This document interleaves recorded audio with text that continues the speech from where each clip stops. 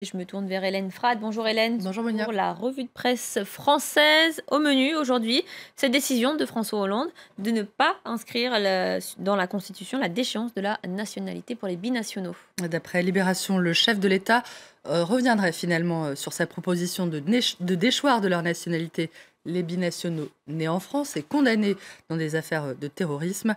Une idée qu'il avait défendue devant le Congrès au lendemain des attentats de Paris, à laquelle il renoncerait au motif que cette revendication de l'extrême droite serait devenue une matière à risque, je cite. Son entourage explique que François Hollande ne veut pas acter la création de deux catégories de Français. Le projet de loi constitutionnel sur l'état d'urgence qui sera examiné demain en Conseil des ministres sera donc amputé de cette mesure. Le Figaro évoque un recul de la part du gouvernement, un renoncement qui risque de coûter cher au président.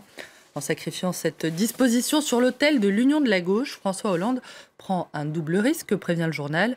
Le risque de laisser échapper un succès politique en renonçant à son ouverture à la droite. Pourra-t-il empêcher une fermeture de celle-ci à son endroit? Et le risque aussi de stopper sa spectaculaire remontée dans les sondages. Une remontée dont le Figaro estime qu'elle tenait essentiellement à l'impression d'autorité et de détermination, je cite, qu'il avait exprimée après les attentats. Alors Hélène, François Hollande ne renonce pas en revanche au projet d'inscrire l'état d'urgence dans la Constitution. La Croix rapporte que le gouvernement présente ce projet de réforme constitutionnelle comme étant destiné à donner à l'état d'urgence un fondement juridique incontestable. Mais beaucoup d'observateurs jugent que cette réforme est avant tout symbolique, voire relèverait de l'affichage politique. En réalité, explique la Croix, l'exécutif compte sur ce projet pour ajouter à l'état d'urgence une mesure totalement nouvelle, créant une sortie progressive de l'état d'urgence, ce qui permettrait de prolonger pour 6 mois encore des mesures prises dans le cadre de l'état d'urgence quand celui-ci sera terminé. Et c'est bien là que ça coince. L'état d'urgence, oui, mais jusqu'où, jusqu'à quand? L'humanité évoque un état d'exception en passe de devenir un état de gêne. L'UMA qui rappelle aussi que le Conseil constitutionnel doit se prononcer aujourd'hui sur le principe des assignations à résidence.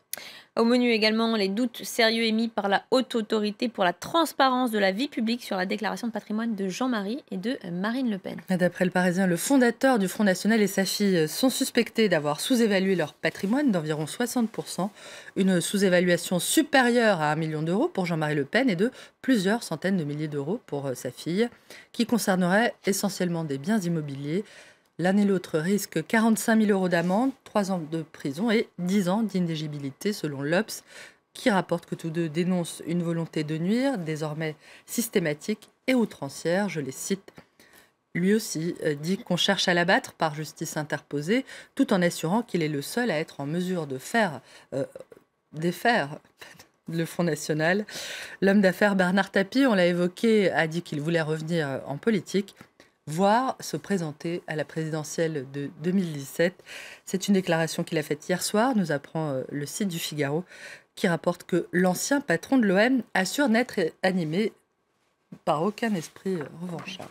Football et revanche, Seb Blatter et Michel Platini ont été suspendus hier pour 8 ans des instances du foot mondial et européen. Abus de position, conflit d'intérêts, gestion déloyale. Les accusations de la commission d'éthique de la FIFA sont une mascarade, une mise en scène pour le salir, a réagi Michel Platini selon le Figaro, qui annonce que cette condamnation hypothèque très fortement l'avenir de l'ex-président de l'UEFA, auquel il reste tout de même 2 possibilités de faire appel, d'après le Parisien, auprès de la commission des recours de la FIFA et devant le tribunal arbitral du sport.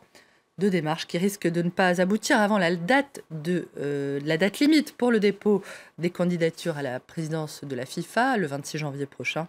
Ça s'annonce donc assez serré.